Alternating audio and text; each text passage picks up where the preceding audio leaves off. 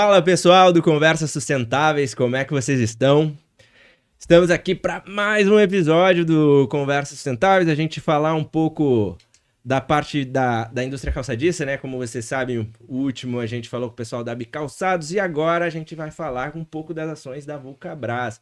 Então eu tô recebendo a Tayane, que é diretora de comunicação e sustentabilidade na Vulcabras, a gente vai contar um pouco das ações, como é que a Vulcabras enxerga a pauta de sustentabilidade, será que dá ROI, será que não dá? Então, Thay, seja muito bem-vinda ao Conversas Sustentáveis.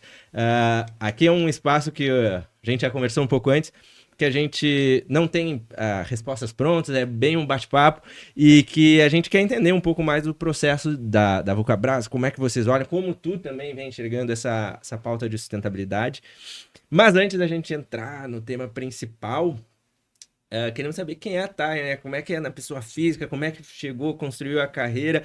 Então, assim, por favor, o microfone é teu. Obrigada. Bom, obrigada, Wagner. Muito obrigada pela oportunidade de estar aqui com você. É um prazer enorme poder compartilhar um pouco o que a Vulcabras faz e inspirar pessoas, inspirar outros executivos, outras pessoas, para que também pensem e mostrar que não é algo que não traga retorno. Eu acho que a gente tem que ter essa visão, e acho que foi muito do que a gente até conversou um pouco antes, né, da sustentabilidade como parte do negócio, entendendo que a sustentabilidade maior do negócio é, de fato, a manutenção do próprio negócio, né? Então, é um prazer enorme poder estar aqui. Bom, eu sou formada em administração de empresas, sou formada pela Fundação Getúlio Vargas, sou apaixonada por negócios, né? Sempre gostei, comecei desde pequena, minha mãe tinha empresa, a gente sempre trabalhei junto, então já estava lá na calculadora, fazendo pedido, participando de feira.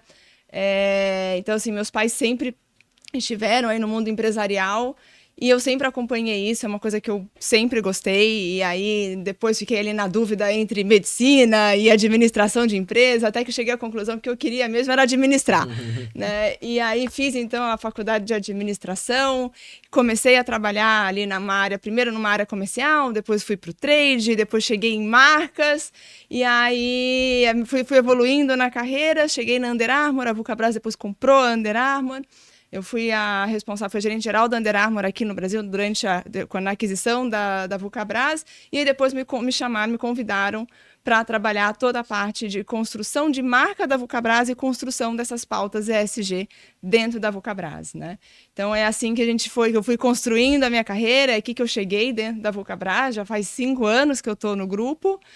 E a sustentabilidade, para mim, é algo que está desde pequeno, uma coisa que eu gosto muito. Então, é um prazer enorme poder tanto dar voz para essa empresa, como também poder ajudar e auxiliar ali o grupo, né, todas as áreas a pensarem de forma sustentável e cada um trazer ali o seu melhor projeto para que juntos a gente construa as nossas pautas. Muito bom. Acho que para quem está caindo de paraquedas, né, não só no Conversas, mas no mundo dos negócios, o que é a Vulcabras, o que tem abaixo do grupo, se puder dar um pouco dos números da empresa, o que é essa empresa aqui, o que ela representa? Ótimo, boa pergunta, Wagner, é muito legal, porque a Vulcabras é a marca que está por trás das marcas, né?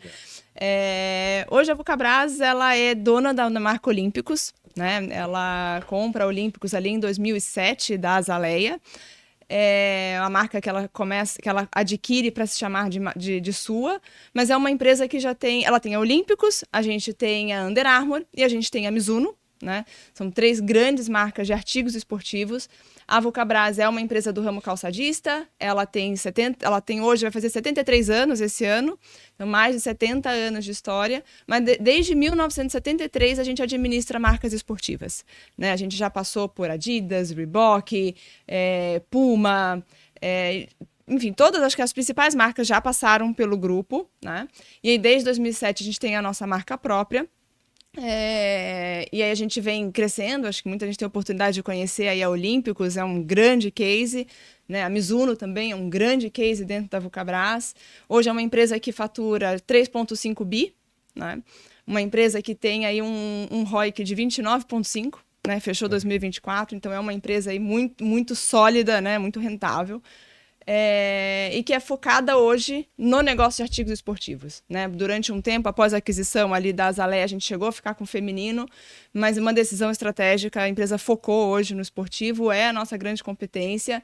É um modelo de negócio único no mundo, né? Acho que é muito legal falar um pouco sobre isso, porque a gente sabe que as marcas esportivas criam em determinado lugar, fabricam em outro, né? A Vulcabras, a gente tem um modelo de negócio único e integrado, então a gente tem desde o desenvolvimento até a produção, né? E a gente tem o canal de venda, a gente vende no wholesale, que é o varejo, né? O atacadista, a gente vende também nos nossos canais próprios, né? Então a gente tem e-commerce, a gente tem loja própria, então é um conjunto ali que a gente consegue estar em contato direto com o consumidor. Então é um modelo de negócio que ele é único e é muito especial e é muito do nosso diferencial. Muito bom, muito bom. Acho que agora a galera tá situada. Muito legal ter uma marca dessa também aqui no Rio Grande do Sul, assim, né? Pra gente que é aqui do Rio Grande, quem tá acompanhando a gente de outros A estados, outros Olímpicos países. nasceu aqui no Rio Nasceu Grande do aqui, Sul, tem né? uma marca gaúcha, é muito legal. E trazendo agora para.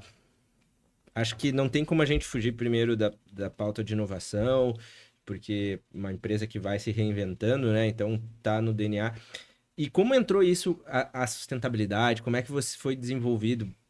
Porque daí tu chegou na empresa, como é que falaram, a gente precisa olhar para a ESG? Foi um negócio de precisa ou foi algo que a gente falou assim, a empresa olhou assim, pô, isso é uma oportunidade que a gente pode ser mais eficiente, a gente pode estar à frente da vanguarda de algumas ações. Foi pensado estrategicamente ou foi, o mercado está falando, a gente vamos ver o que é que está acontecendo?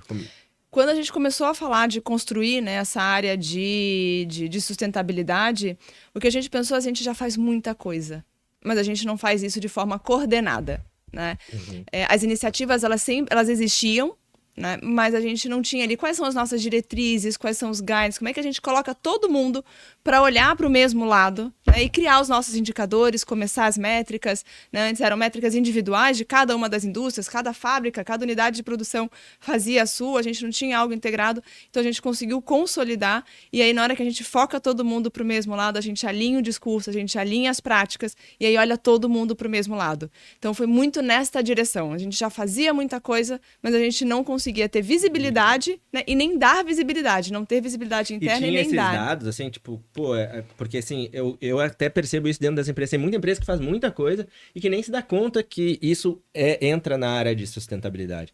Só que o que acontece? Muitos também não têm métricas, dados, assim, do que tá acontecendo, de quanto que, tanto de.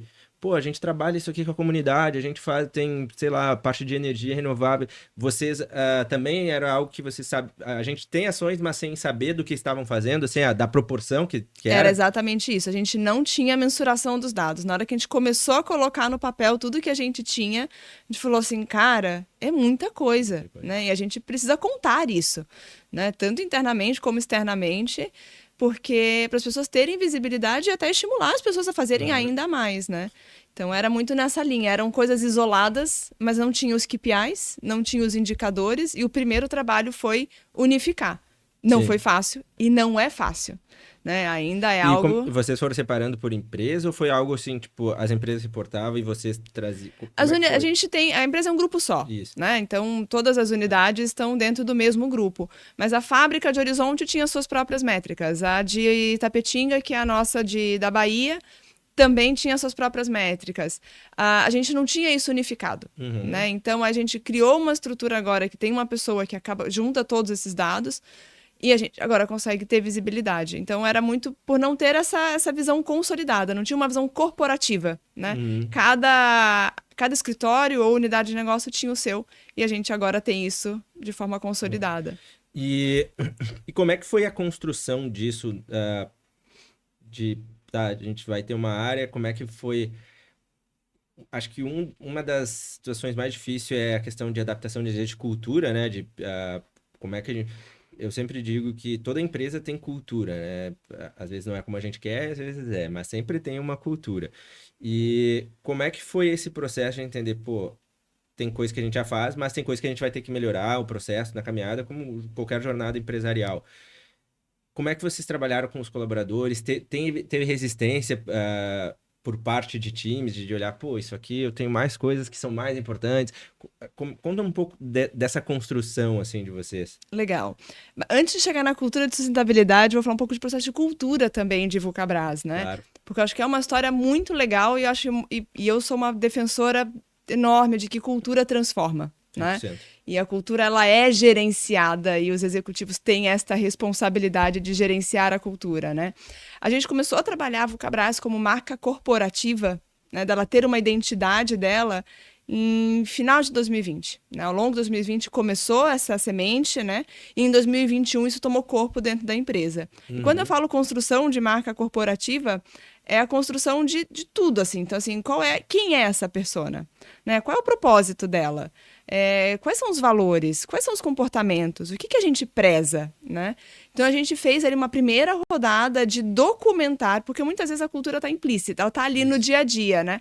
Então, a gente começa a documentar e dar visibilidade, né? E nesse processo de documentação da cultura vem a sustentabilidade como um dos pilares, né? Perfeito. E a gente entende que aí dentro do lado da sustentabilidade, mais quilômetros com menos lixo era uma das nossas ambições, né? Cada vez mais pessoas podendo usar calçados esportivos, sabendo que dentro da indústria estavam gerando menos lixo, né? E aí vem um trabalho de construção de cultura, né? De você comunicar, de alinhar executivos, de alinhar tudo isso e levar práticas para o dia a dia. Né? Porque a cultura não se implementa, claro, se você não tem um exemplo. Exato, né? E aí a gente começa a trazer exemplos, a dar visibilidade para esses exemplos, a começar a mostrar, começa a levar isso para as marcas, e a nossa marca proprietária é Olímpicos, e aí dentro da Olímpicos a gente começa a dar voz sobre isso. Né? Então, quando vem o contrato de assinatura, o contrato com a Casa dos Ventos, né? Que a gente hoje tem energia eólica nas nossas unidades. A unidade do Ceará é 100% abastecida com energia eólica. Cara, foi feita uma campanha com o Olímpicos, fez uma corrida num parque eólico para dar visibilidade de que o produto era feito com energia eólica. E aí tudo isso você vai divulgando, vai comunicando, e aí começa a virar prática, né? Hoje, dentro da Olímpicos, os eventos que ela faz, a marca por si só, né? Isso, você vai gerando a cultura. Então, eles já pensam na criação dos eventos, como que vai ser toda a parte de aproveitamento de lixo, como é que eu gero menos lixo, né? E do pouco que eu gero, como é que eu faço a destinação correta para isso. Então, eles envolvem a comunidade, eles envolvem pessoas para garantir que a gente faça os eventos e não deixe o lixo para trás. E é muito legal você ver isso nascendo dentro das marcas e isso virando cultura dentro da empresa, né? E aí, daqui a pouco, você tá vendo que a área tá fazendo um coffee break e tá se preocupando de ter jarra, de não ter garrafa. E isso vai gerando, vai contaminando, e depois né? ele vira meio que automático, né? Orgânico, né? As pessoas vão vendo, pô, isso aqui não faz muito sentido. E aí vai um pouco daí o que eu vou trazer até para custo, né? Tu começa assim, pô, eu não preciso ter 1000 copos, ficar sempre comprando copo plástico, né? Vamos estimular o uso de garrafa, né? Cada um traga a sua garrafa. E às vezes são pequenos hábitos, que daí entra um pouco que eu quero falar de inovação também, que a inovação às vezes não é só tecnológica, né? Tipo, muita gente acha que a inovação é só tecnológica, mas às vezes é na forma de gestão, na forma que a gente olha para o nosso negócio, que a gente, pô, eu tô tirando aqui garrafa, a forma que eu ajudo meu colaborador a pensar diferente, e isso traz um retorno diferente para nós, né? Exatamente. E você sabe que a gente estava com todos os executivos agora na quarta-feira, e a gente estava falando, enfim, foi uma conversa longa, né? E um dos tópicos que a gente trouxe é que inovar às vezes está nas nossas ações do dia a dia. Inovar é pensar diferente, né? Não necessariamente é um grande investimento, né? Às vezes é fazer diferente. Exato. E é isso que a gente é cultura. A Vulcabras, assim, primeiro que a inovação é pra gente algo de diferenciação, né? Se a gente está num mercado hiper competitivo, né? Eu vou competir com grandes marcas globais. O Brasil é um grande mercado, né? Então, a gente está competindo diretamente com eles. Se eu não inovo diariamente, a gente não vai conseguir manter a nossa vantagem competitiva, né? E a inovação não é só um produto. A inovação é como você faz, né? E é esse pensar diferente, né? Então, tem... Sair um pouco do que a gente já faz. Então, assim, e olha como a gente tem que inovar, né? Vou voltar de novo para a sustentabilidade aqui na parte de resíduos, que pra gente é muito forte, né? Eu estava na fábrica esses dias, uma tecnologia nova foi lançada de EVA, que EVA, para quem não conhece, é a parte do amortecimento, né? A gente chama de sola, mas tecnicamente é a entressola do calçado. E isso, na hora que você muda uma tecnologia, a forma de reaproveitamento também muda, né? E eles foram pensando, a equipe de produção, pensando em como é que eles conseguiam reaproveitar, o resíduo não estava conseguindo reaproveitar, voltar da extrusora, e estava impactando na qualidade. Eles pensaram, até que tiveram uma grande ideia, fizeram diferente e conseguiram reaproveitar. Né? E não é mais custo, não é investimento, né? É pensar diferente, e isso faz com que a gente consiga trazer soluções, às vezes, para problemas, né, do dia a dia. E é justamente isso que a gente cruza bastante, né? Que é a sustentabilidade. Dentro do CS, a gente tem tentado desmistificar essa pauta de sustentabilidade ser algo que é para as empresas plantarem árvores e postarem no LinkedIn, não é o nosso foco, e é justamente torná-las mais competitivas. A gente bate muito na questão de negócios, e é justamente o que tu falou no início. A empresa precisa se sustentar, né, para poder gerar valor, entregar valor, né? E quando a gente olha a inovação no meio de um processo nosso que, às vezes, eu gastava mais energia, às vezes eu tinha um envolvimento de muitas etapas e eu começo a inovar. E isso cai na sustentabilidade também, né? Como é que vocês têm feito, olhado para a questão da inovação e que complemente com a pauta de sustentabilidade? Legal. Eu acho que só essa de sempre gerar lucro, né? Quando a gente começou a construir ali quais são os guidances de ESG dentro da empresa, né? O que vai ser foco. Tanto o presidente como o conselho, a gente conversou e eles falavam assim, Thay, retorno. Não adianta a gente ir para pautas, porque a manutenção de qualquer coisa aqui precisa ser retorno. Né? A Vulcabras é voltada para dar retorno, ela é voltada em eficiência, e a gente está no mercado super competitivo, então nenhum investimento pode não trazer retorno. Né? Ele pode ser, às vezes, um retorno não no curto prazo, mas ele não pode ser também, né? Tem que dar retorno. Exato. E aí a gente começa a pensar na inovação, assim, como a gente tem o P&D, né? Vou voltar muito para produto, porque eu acho que é o que tangibiliza muito no nosso dia a dia, o impacto é enorme. Né? Então, quando eu estou desenvolvendo do produto, né, na hora que eu trago dentro dos nossos laboratórios uma inovação em que eu uso menos matéria-prima e eu trago mais amortecimento, eu consigo ter menos uso de matéria-prima. Eu consigo economizar aí é menos material para produzir um determinado produto. Esse produto, ele já é pensado para o resíduo que ele gera. Esse produto, ele tem dentro da fórmula, porque é o nosso P&D que faz todo o desenvolvimento, né? Ele já considera o quanto de material reciclado ele vai usar dentro da fórmula, né? E não só dissolado, mas, por exemplo, num contraforte, né? Então, quanto que eu posso usar para conseguir trazer mais leveza, né? E aí são inovações e coisas que acontecem no dia a dia, que quando você tem essa cultura da inovação, né? Às vezes pequenas ideias vão surgindo, né? Então, aonde que eu uso determinado tipo de resíduo, às vezes ele não estava nem sendo pensado e cogitado para ser usado naquela construção daquela parte.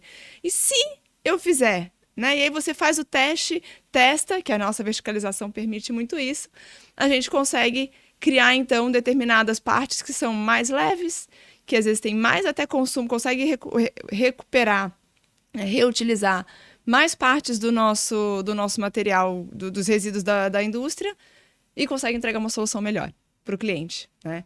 Então, é esse tipo de inovação que está ali no dia a dia que a gente consegue. Então, a gente tem a inovação tanto by design, como by process, né? Então a gente tem, e por ter o P&D dentro de casa e conectado, plugado na indústria, né?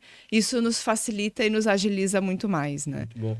E como é que vocês fazem para buscar a inovação? Como é que, por exemplo, até a gente se conectou lá do Hub do Caldeira. Vocês buscam também isso aí fora ou vocês estimulam também os colaboradores a pensar de uma maneira diferente? Como é que surge a inovação? A gente fala, na Vulcabras, o que a gente fala é que assim, a cultura inovadora. A gente tem que pensar inovador e pensar diferente o tempo inteiro. né? E a gente estimula que os nossos colaboradores se conectem, né? Seja o time de P&D tá viajando o mundo, né, se conectando com fornecedores e desenvolvedores globais, né, trazendo e criando coisas dentro e fora do Brasil para a gente conseguir. Então, não é se fechar, né, é sair da sua bolha e se conectar com coisas diferentes, né? Então, a gente fala e a gente divulga muito e traz nos nossos fóruns de liderança que para se conectar e para você pensar diferente, muitas vezes a solução não está ali naquela pessoa ou com aquele ponto que você estava imaginando, né? Às vezes a solução vem de pessoas ou de lugares que você nem imaginava. Então, estar conectado, estar aberto a isso, né? O nosso presidente fala muito, né? Que às vezes a solução vem de pessoas que você menos espera, né? Então, estimular essas conversas, estimular a troca, estimular esse pensar, vai para fora olhar, vai abrir a cabeça, vai para um outro evento, se conecte. Né? Eu acho que é muito do que vem e no próprio dia a dia, o próprio time se estimular, né?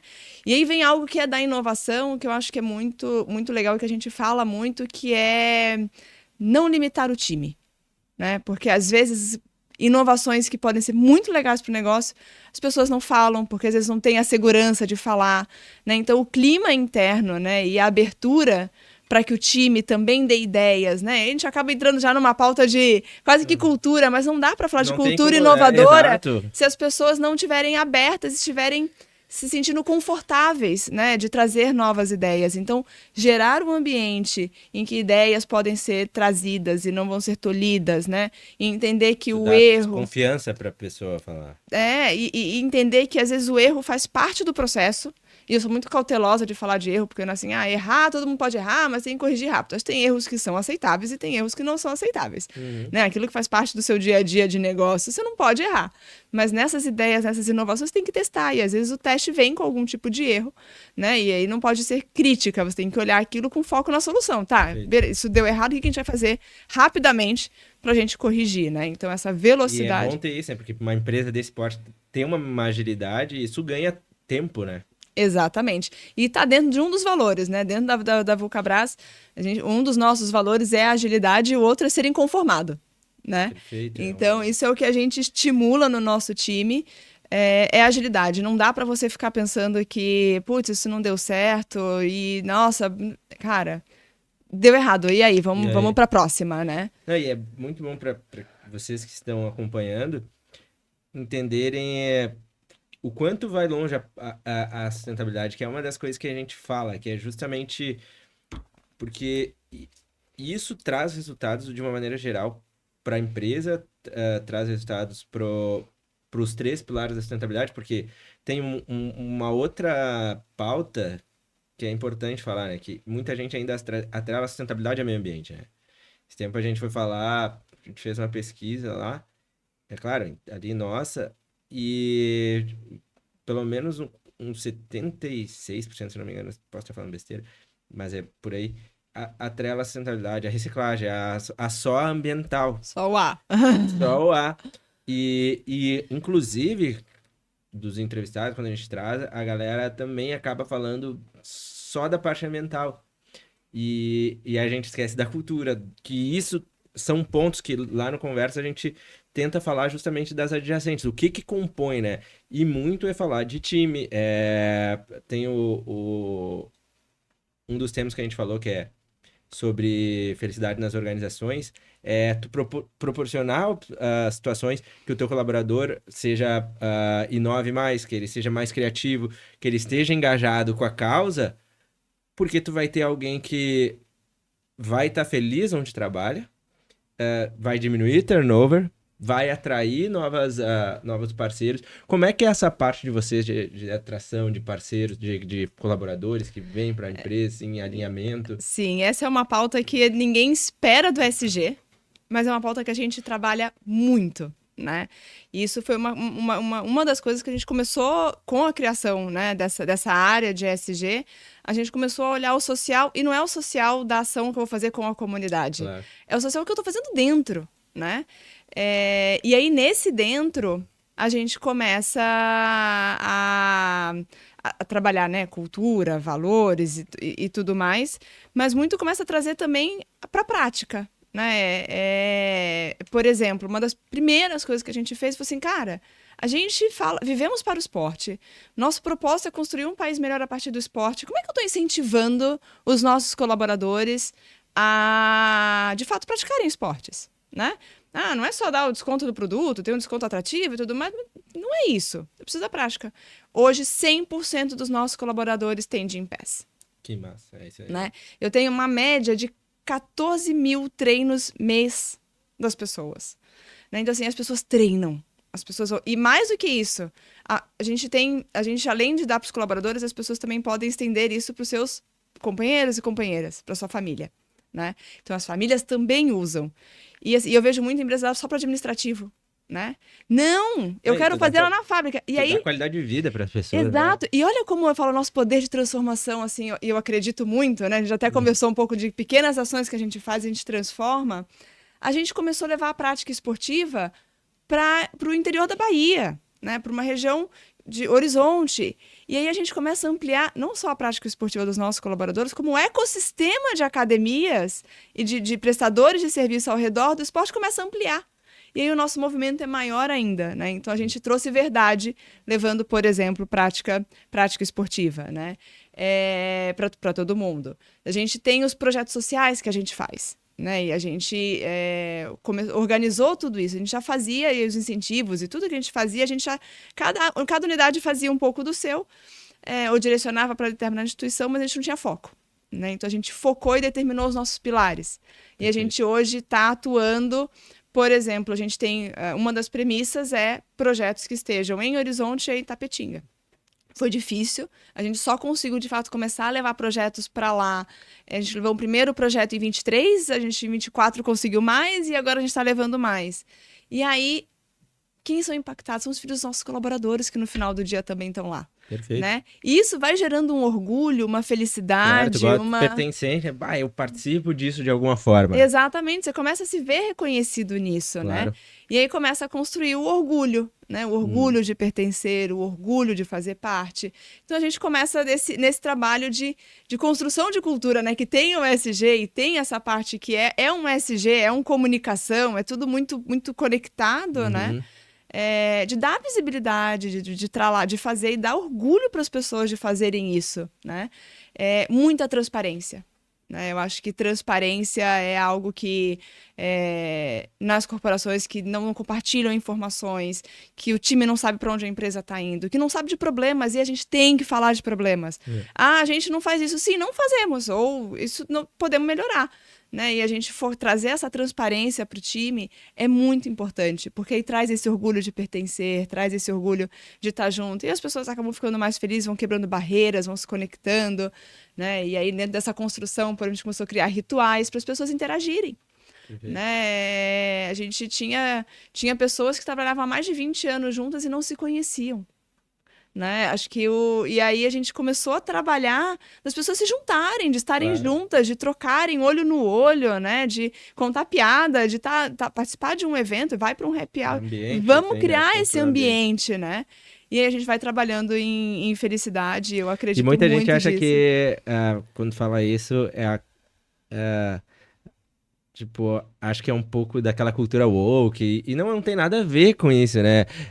Que nem tu estava comentando. É uma empresa que é direcionada à eficiência. Então, assim, não se trata disso, mas é tu perceber que a gente está lidando com seres humanos, e que, principalmente, a gente também entender uma mudança de geração que a galera tem visto o mundo de uma maneira diferente, tanto quem está entrando, e o fato da globalização, tu perceber assim, pô, eu não quero ser tratado assim agora.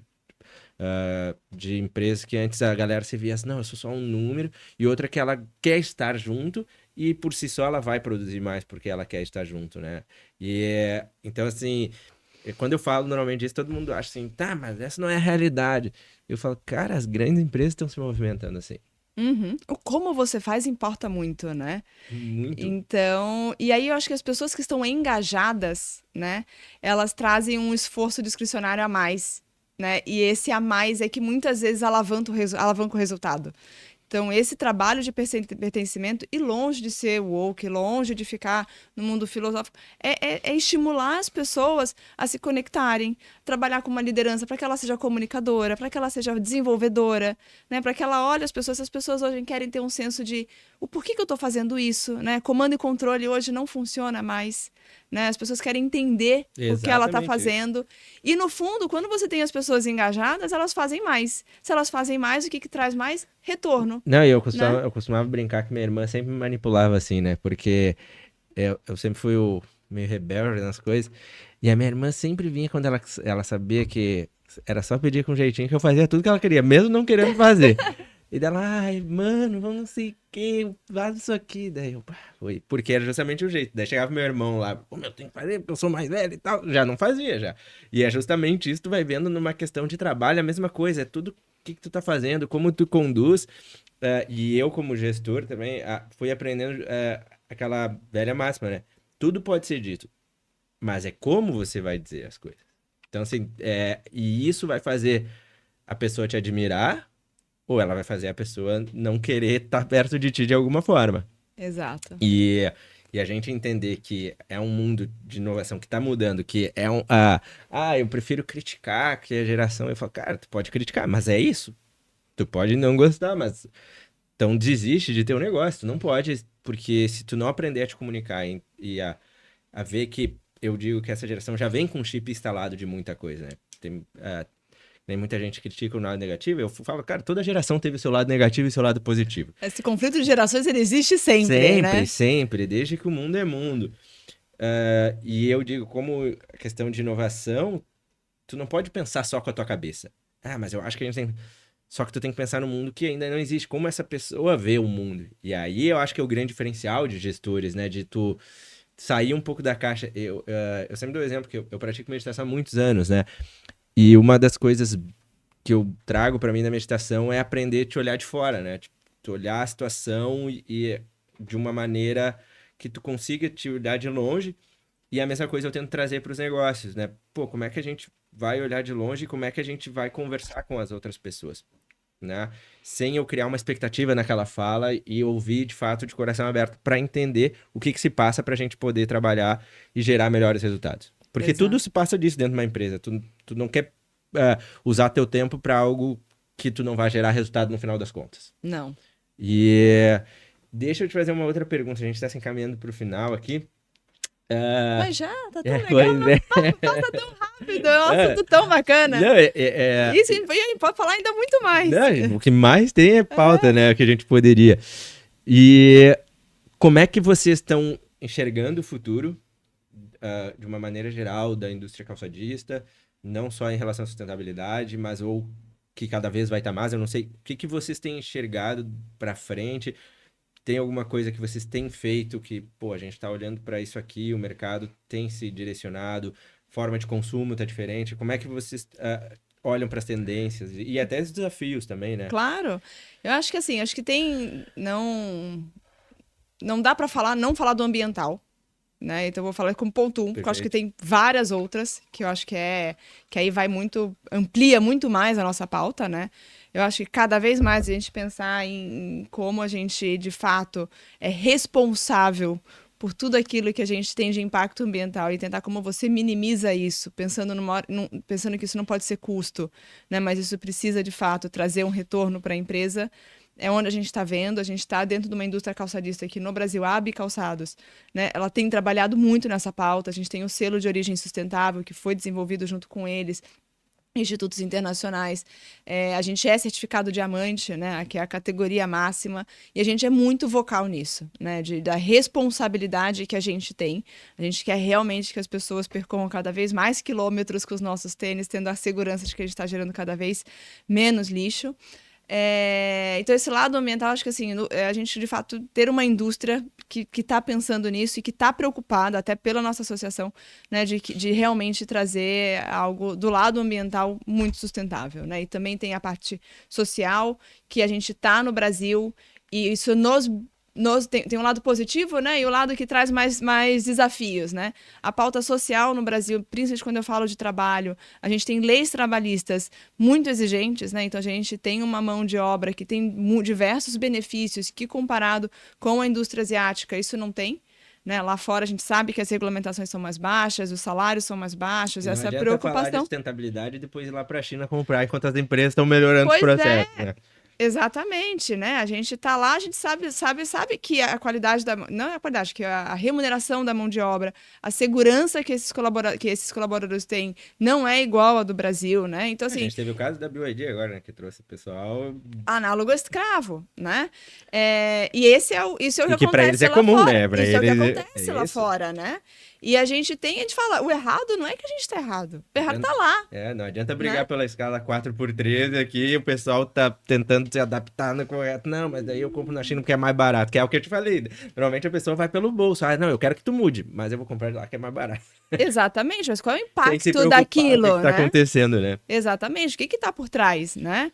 E aí tem do trabalho, aí vai o frete que vem de lá para cá, olha também quanto, né? Trazer de lá para cá, olha quanto que tem. A gente tá tudo aqui, né? Exato. Então, acho que tem esse lado que a gente tem que olhar e eu vejo aí como futuro cada vez mais a gente sendo vocal de falar, cara, o Brasil, ele, até pela sua matriz energética, pelas leis trabalhistas, a gente tem uma sustentabilidade quase que nata, né? E a Bicalçado trazendo para a indústria essa certificação vai ser muito legal. Mas aí a gente vai falar de consumo, né? Acho que o que eu vejo assim da Vulcabras é de fato transformar o esporte no Brasil, né? A gente hoje tem 3 marcas. Esporte é vida. A Esporte é Vida, eu acho que ele transforma, né? Inclusive a campanha da Olímpicos desse ano, eles estão falando muito que o correr transforma, né? E aí com as nossas marcas e São tendo... parentes até falar desse negócio da corrida. Eu vejo muita gente criticando. Agora tá todo mundo querendo correr, todo mundo querendo... E eu falo, pô, vocês querem criticar as pessoas que estão tendo bons hábitos. Tu acha legal que a pessoa poste foto bebendo, se drogando? Ou a pessoa que começou a mudar os hábitos, começou a correr, daí tu critica porque agora, tá todo mundo querendo correr. Eu falo, cara, as pessoas estão se dando conta o quanto é importante, o quanto faz bem pra mente isso também, Sim. né? A corrida, ela é democrática. Democrática, tu põe um Você tênis e corre sai. em qualquer lugar, né? E aí eu acho que entra a grandeza, não da indústria, assim, acho que a Vulcabras teve um papel de transformar muito isso na hora que a gente começa a democratizar o acesso à alta performance. Perfeito. Né? A gente começa lá em 2018, 2019, entendendo que existia esse potencial de mercado, né? E aí, em conjunto com todas as áreas, marketing, produto, começa a trabalhar, né, essa categoria de alta performance. Hoje a gente tem o case do Corre, né, que é hoje o calçado mais usado por corredores brasileiros no Strava já há 2 anos. Né? E o que a gente faz? A gente fala que o mercado mudou e a gente foi parte dessa transformação. Porque a partir do momento que eu convido os brasileiros a praticar mais esporte, e a corrida é o mais democrático de todos. Claro, eu não preciso de equipamento, eu não preciso de pista especial, eu não preciso de nada. É só botar um tênis no pé e sair correndo. E na hora que você leva produtos com alta tecnologia, né? E aí a Vulcabras, ela é... a democratização dessa alta performance está no DNA da empresa. A democratização está no DNA da empresa. Né? É muito o trabalho do que ela faz de entender a tecnologia e desenvolver tecnologias que dentro do poder aquisitivo, dentro do poder de compra do brasileiro, a gente trazer soluções, né, que sejam mais democráticas e que as pessoas possam ter acesso a produtos de... Uma linha do Corre agora começa em 529, 549. Mas eu tenho produtos abaixo que tem preço de 399, 299, que também a pessoa pode correr. Eu comprei um Under Armour com também paguei 300 e pouco. Então a gente trazer esses produtos que são feitos aqui no Brasil, pensados, que tem toda a tecnologia, que desempenham muito, e a gente amplia o mercado e dá acesso às pessoas a poderem praticar, é um poder de transformação muito grande. Então, o que a gente está vendo, de fato, o mercado de consumo de artigos esportivos, né, vem crescendo, vem desde a pandemia, né, eu acho que tem aí diversos fatores, um movimento que já vinha antes da pandemia, que era o calçado esportivo saiu das academias, né, e da altíssima performance, passou a ocupar um espaço de lifestyle. Né? Então, as pessoas passaram a usar o artigo esportivo, o sport style, no seu dia a dia. Né? Então, isso amplia as ocasiões de uso. Mas as pessoas estão preocupadas com conforto também, né? Exato. E aí também a preocupação com a qualidade de vida, as pessoas entenderam que é necessária a prática esportiva, que isso faz bem. E o esporte, ele é democrático. Porque você pode ser aquele corredor de alta performance que quer o melhor tempo, que quer o maior peso, que quer... Sim. E também você pode ser o cara que quer ser, eu só quero... Pra relaxar. Pra relaxar, não tem problema. Então isso é maravilhoso eu do digo esporte. Assim, minha vida inteira, basicamente, foi envolvido com esporte. Eu lutei, jogava futebol, andei de skate. Minha vida inteira foi envolvida com esportes. E mesmo depois que eu engordei, eu nunca fui sedentário. E o meu esporte sempre foi a corrida. Eu sempre achei justamente essa questão de ser democrático. Mas, cara, pega o tênis e vai correr. Vai ali, não tem meia hora, uma hora do teu dia que tu possa tirar pra cuidar de ti um pouco. E o meu foco nunca foi... eu tenho os meus amigos que participam de competição e tal. E eu falo, cara, eu faço pra relaxar. É o meu momento de paz, hein? Pô, meus fonezinhos, cara, eu não tô preocupado com o meu pace. E eu acho que muitas pessoas é isso, né? Tipo, pô, eu só quero cuidar de mim. Eu tenho um amigão meu que ele faz triatlon e ele diz, cara, o meu momento, às vezes, de sair é só, assim, cara, desopilar um pouco. Ele falou, esse tempo minha filha tava doente, tava no hospital, só que eu não tinha o que fazer. Eu peguei meus tênis e saí pra correndo pra dar pelo menos, tirar um pouco o foco das coisas. Então, e acho que a gente vem falando muito de saúde, né? Bem-estar. Que entra na pilar da sustentabilidade, que é justamente isso. As pessoas saudáveis, eu tenho um amigão meu que eles têm uma empresa de medicina e estilo de vida, e o foco deles é esporte. Eles falam, cara, nós como médicos, a gente é treinado para dar remédio, e não para olhar para a causa, como é que as pessoas, pô, meditar, fazer uma atividade física, ir correr, fazer uma academia, é o mais simples, porque depois tu vai chegar numa certa idade que não vai ter o que fazer. E é muito bom que a gente tenha empresas apoiando e fomentando isso, né? Nosso corpo foi feito para se movimentar, para né? se movimentar. É Então, um ponto muito importante. legal. E agora vamos para as perguntas. A parte final aqui, que é um bate-bola. E a primeira pergunta que eu tenho aqui é: o Brasil precisa mais de... Acho que o brasileiro, precisa mais de empatia e olhar um pouco para entender que ele é responsável pelos seus próprios atos. Parar de culpar os outros e entender o que ele faz, o que eu estou fazendo, o que cada um está fazendo para melhorar o seu entorno. E tem que tu me falou ali no carro que é justamente isso. Quando eu aponto o dedo para lá, tenho 3 para mim, né? Exatamente. O brasileiro está muito acostumado a culpar. É o governo, é a empresa, é isso. Mas o que eu estou fazendo, né? E antes de ir na próxima, só para complementar, tem um provérbio chinês que eu adoro e eu uso para minha vida. Graças a Deus, eu tive um pai que sempre me incentivou a pensar justamente na autorresponsabilidade. E que o provérbio diz, né? Antes de você querer mudar o mundo, levante e dê 3 voltas na sua casa. É isso. Então, até arrepia, porque é isso mesmo, né? O que você faz é que tem o poder de transformar. Então, é o seu que muda o resto, né? Tem alguma dica de livro, de documentário que tu... Acho que olha, todo mundo precisava saber sobre isso, ler sobre esse tema aqui, uma coisa que te marcou. Eu acho que são momentos de vida, e eu acho que teve Curiosamente, ontem eu estava no LinkedIn e uma grande amiga que o trabalho me proporcionou, ela até postou ali um livro que me marcou muito, porque a gente estava junto nesse momento. E era, enfim, quando a gente tinha um presidente que olhava muito para as pessoas, eu acho que para mim ali foi uma transformação muito grande, né? Eu tenho um carinho muito especial por essas pessoas que eu vinha de uma cultura tropa de elite, sabe? Osso duro de tem que fazer, tem que a qualquer custo, e sangue nos olhos, e vamos fazer. E assim, cara, a gente consegue ter resultado olhando para as pessoas. E aí ele trouxe um livro e deu para todo mundo ler, que a felicidade traz lucro. Muito bom. É um livro que começou, e acho que tudo tem contexto, né? Era um contexto de gestão, né, que proporcionava o que a gente olhasse, mas acho que em livros isso me transformou muito. E aí vou dar um segundo, porque eu acho que nesse meio tempo, né, eu também me transformei e aprendi a ser mãe, né? Meus 2 filhos nasceram ali já, um já fez 6 anos já. E que me mudou muito, e eu muito nessa de engole choro, faz isso.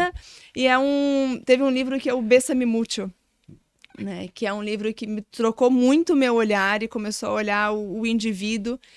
E depois disso, muito eu levei, né, não só desse livro, acho que ali foi só o gatilho, né, para abrir a cabeça, né, um pouco de olhar as pessoas e como que a gente pode trazer mais carinho, mais afetividade para o nosso dia a dia, que me abriu muito e que acho que também como gestora me transformou muito, É né? muito importante ter esse olhar. Eu pratico terapia já também, semanalmente, e uma das coisas que eu conversei lá com a psicóloga era justamente isso. Porque o mundo dos negócios, era resultado, resultado, resultado, resultado.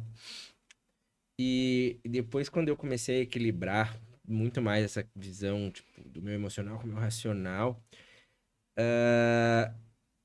comecei a gerar outros tipos de resultados que, quando eu tava tão focado só no... É isso aqui, a gente tem que fazer. Ah, mas isso aqui é perda do meu tempo, não posso. E tu começa a olhar para as pessoas de uma maneira diferente. Tu tem uma visão de mundo muito melhor. Começa a cativar pessoas de formas diferentes. E para mim, assim, eu tive É muito legal, assim. Eu sempre... A minha dica ligado a isso, eu sempre digo para as pessoas que é o livro que é Como Ser Feliz o Tempo Todo, que é de um yogi, que é o Paramahansa Yogananda, que aquele livro mudou a minha forma de olhar para as coisas, assim. Eu falei, caramba, que soco no estômago. Exato. E agora, mais também, não que não seja pessoal, mas agora acho que um pouco mais na pessoa física. Tem alguma coisa do teu passado que te marcou muito, que tu carrega contigo até hoje, assim, como uma lição, seja coisa que não foi tão positiva, foi negativa naquele momento e hoje tu tem uma outra, ressignificou, ou algo que tu traz, assim, pô, aquilo ali foi legal, vi alguma pessoa fazendo e me acompanha até hoje, tem alguma coisa que te marcou, assim?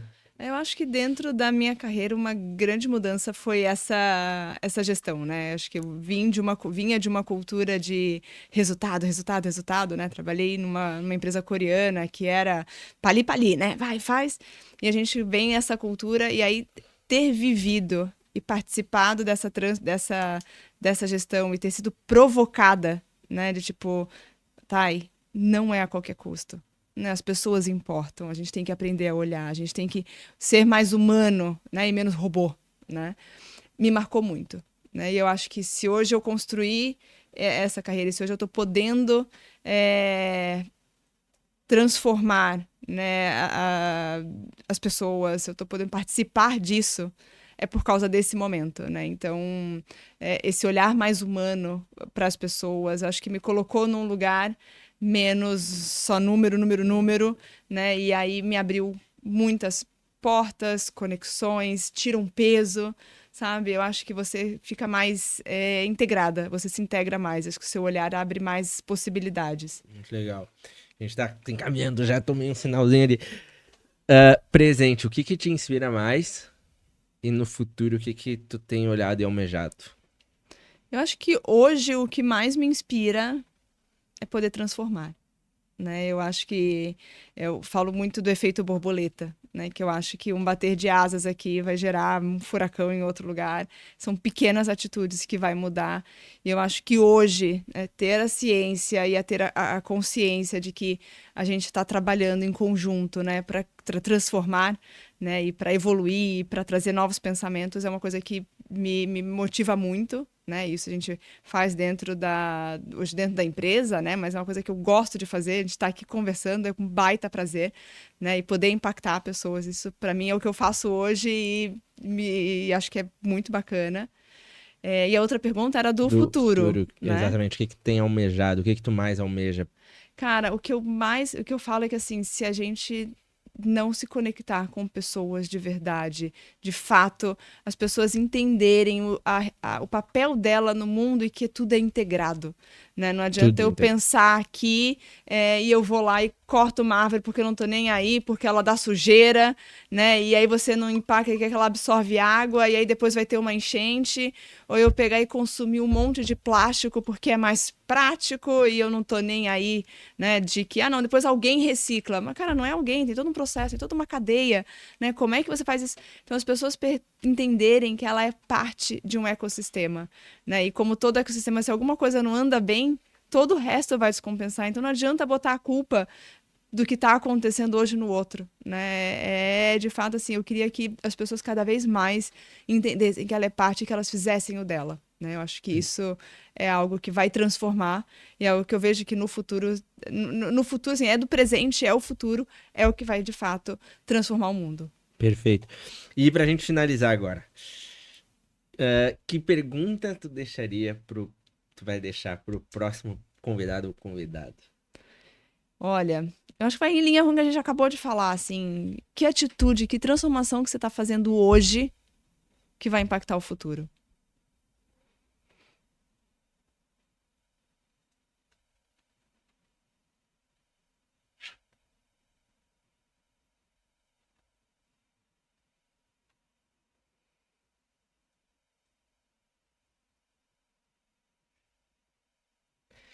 E a pergunta que eu tenho pra ti, depois qualquer coisa tu te entende com o Cris. Cris, vamos lá, vamos ver o que você trouxe. Qual foi o momento da tua vida que tu percebeu que o teu trabalho impacta na vida das pessoas? Cara, eu acho